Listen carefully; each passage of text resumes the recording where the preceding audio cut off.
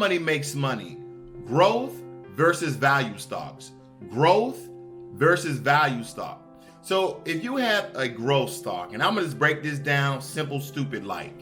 If you have a growth stock, to me, it's more of a stock that you know that's gonna grow, there's high volatility, but it may crash as well. And I don't mean crash to the point of zero, but it may have huge gains and huge dives. So growth stocks, in my opinion, you should use growth stock to get money very, very quickly. Now, when people say that investing is not gambling, that's not true. When you're gambling, you're not investing inside of a company that actually needs your money for innovation and to increase productivity and hire new people and to be a better business. That's the point I'm getting at, right?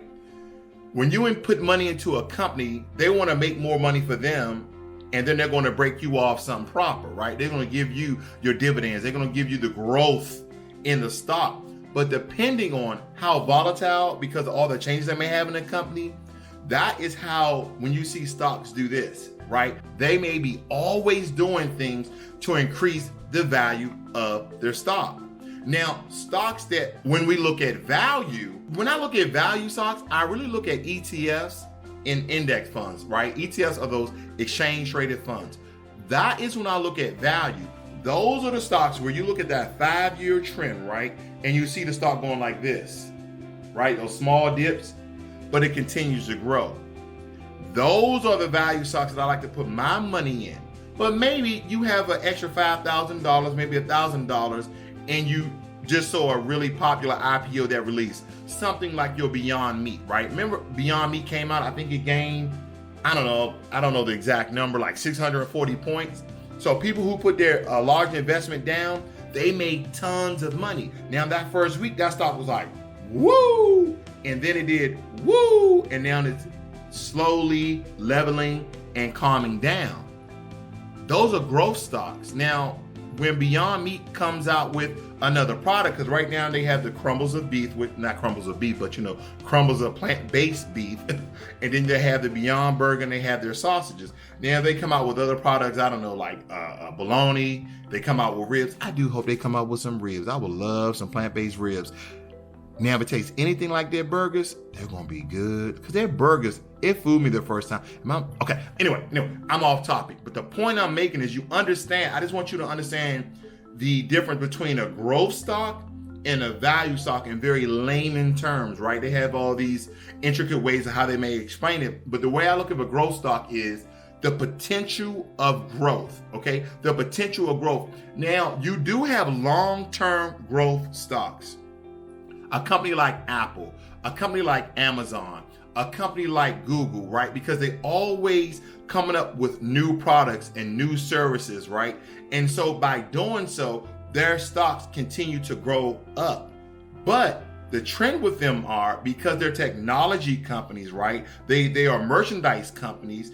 A lot of their stock growth depends on you, the consumer. How much are you consuming, or trade in other international companies? All that is an entity or inputs to the stock market of the output of money that you'll be receiving. So now I can't name every single thing that occurs that affects a stock, because there's so many things that affect a stock, right? Because maybe the railroad company had a crash. They may affect the whole stock market because of the products they had on the train. We just don't know. But the point I'm making here is understand the difference between a growth stock and a value stock. To me, value stocks are the ones that sustain gains, okay? Meaning they trickle up. My favorite are the Vanguard stocks, those index stocks, okay? And there's many of them out there. You can go check Vanguard.com, or you can go on Robinhood, which the commission is free, but you still have to pay those expense ratios. But it's a small fee that you might have to pay. But to actually acquire that stock on Robinhood is totally free. There's no commission price. Or you can go over to Vanguard and actually acquire that stock, and there's no commission price there either. So those are just different entities you can use, and also M1 Finance, which is totally free.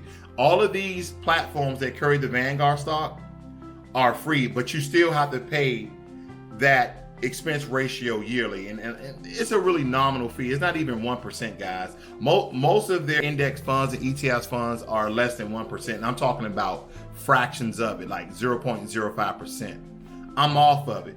Growth, in my opinion, are volatile stocks that may sustain growth for a while or may for a short period of time, but the trend is they may have huge dives.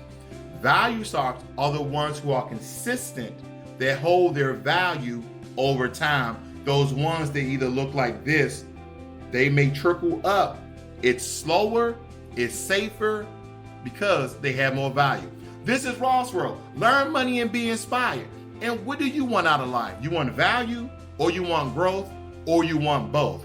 For me, I want value, but every now and again, growth is good too. I'm out.